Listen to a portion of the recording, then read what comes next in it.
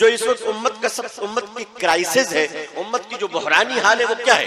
اس وقت ہندوستان کے مسلمان بڑی تیزی کے ساتھ اور روحانی اعتبار سے یتیم ہوتے چلے جا رہے ہیں، بڑی تیزی کے ساتھ یتیم ہوتے چلے جا رہے ہیں۔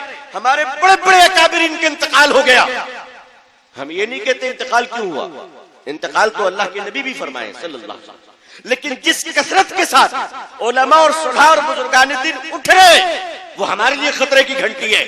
کیوں ہمارے لیے خطرے کی گھنٹی؟ اس لیے ہے کہ عزیزان ملت جب ہمارے بڑے راتوں میں روتے ہیں تو ہم جیسے چھوٹے راتوں میں چین سے سوتے ہیں۔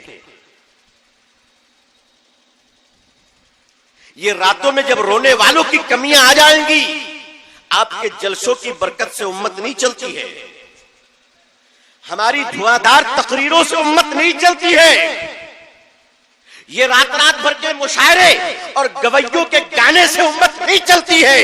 امت کی زندگیوں میں انقلاب آتا ہے کسی رونے والوں کے آنسوؤں کی برکت سے۔ اب یہ رونے والوں کی کمیاں ہو رہی ہیں۔ میرے بزرگوں اور میرے عزیزوں، عقل کی کروڑوں دلیلیں اللہ سے ایک گناہ معاف نہیں کروا سکتی۔ بولو کروا سکتی ہے؟ کیوں بزرگوں؟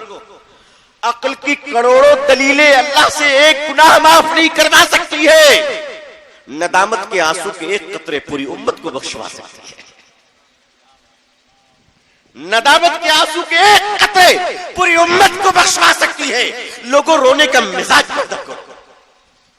جس گھر کا باپ راتوں میں اللہ کے سامنے روتا ہے اس کی اولاد اور اس کی نسلوں میں خدا کی رحمت نازل ہوتی ہے، اور جس گھر کا باپ رات کے سونے سے پہلے ریموٹ کنٹرول کو ہاتھ میں رکھے اس کی نسلوں میں کبھی خیر تیار نہیں ہوتا۔ اگر آپ چاہتے ہیں کہ اولاد فجر کی نماز کی پابند ہو تو ماں باپ کو تہجد کی پابندی کرنی ہوگی۔